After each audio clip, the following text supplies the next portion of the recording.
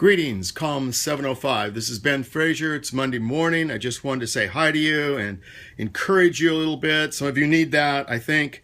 We're in our fifth week, which makes us 1/3 of the way through the class. And it's probably time to begin to be thinking about your major paper in here. One of the things I wanted to tell you is that this class is really weighted heavily on the major paper. All of you should do well, and it's anticipated that you will do well on the class discussion and on the reviews. That's something, if you make an honest effort at all, you should be getting a B+ or better. And if you're not getting that, you will hear from us.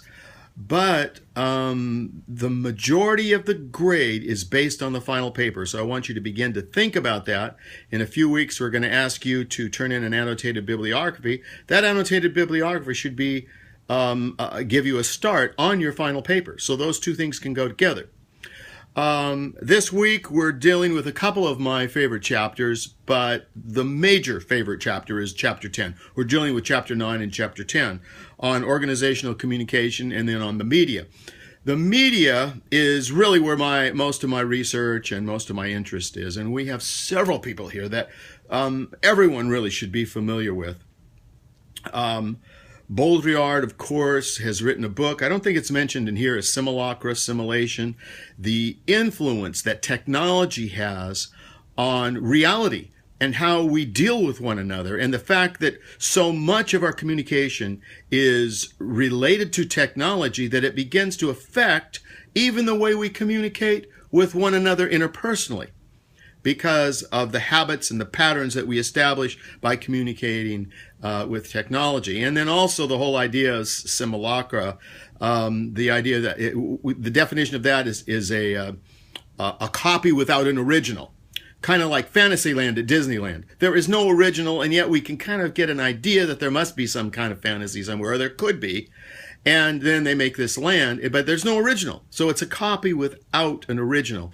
And so much of our communication, particularly because of the internet and because of all the technology, electronic technology that we're dealing with every day, that it begins to make fuzzy our idea of what reality really is and how then we communicate. I mean, that's just one. Of course, you got McLuhan, who years before Baudrillard was talking about the media and the cold medium, the hot medium. He's talking about communication is the medium is communication, and all those kinds of things that we begin to deal with. Beyond that, we have like agenda setting this week, which is a major thing. By the way, that's a good example of a theory that has gone through many changes and influences. It's grown and it's changed. So because you read something several years ago, let's say 20 years ago, or even it was there when I was in school, that may have changed in profound ways. And so you need to see the most recent view of what these theories are, and perhaps even see how they've transferred and how they've moved through the different incarnations of the different theories that are applied there. The cultivation theory, very powerful by Gerbner, who is now, I don't even know if he's still alive, but Gerbner, who was the major first person that really began to look at that, and they kind of named the cultivation theory, how the culture cultivates a certain kind of ideas and thoughts that begin to change our ideas in being about communication. Particularly the media, and his emphasis was on television. And so we begin to look at all these different kinds of theory, the critical theory that are there, bell hooks, of course, a major voice today, African-American woman, feminist, strong influence on our culture, and particularly on the theories of communication. So we have several theories that I really want you to look at. Now, you can't know them all, at least not the first time taking the class. By the way, this is a class that I took at the University of Washington when I was doing my PhD. I think I took it 3 times, because every time I read new theories, I read new articles. And so when I went through, by the 3rd time, I really began to know it. And it's built in a very similar way to the way my chair, who also taught that class, Brenda Dervin, who went on to teach at The Ohio State, and now she's an emeritus professor there. I'm teaching it in much the same way, using Littlejohn still, because he's been around so long, but we've added Craig and we've added some other texts to that. I hope you're having a good week.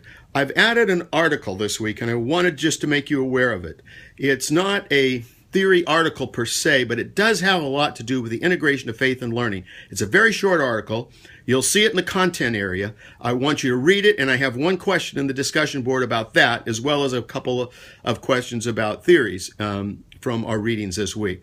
So I hope you're doing well. I'm meeting again on Wednesday with the TAs for this class. We're going to be talking about all of you and how you're doing, and we will be letting you know how you are doing within the next few days. Have a wonderful day, a week. God bless, day too, and may God bless you. And I hope to see some of you in a few weeks for the indirect class. All right, talk to you soon. Bye bye.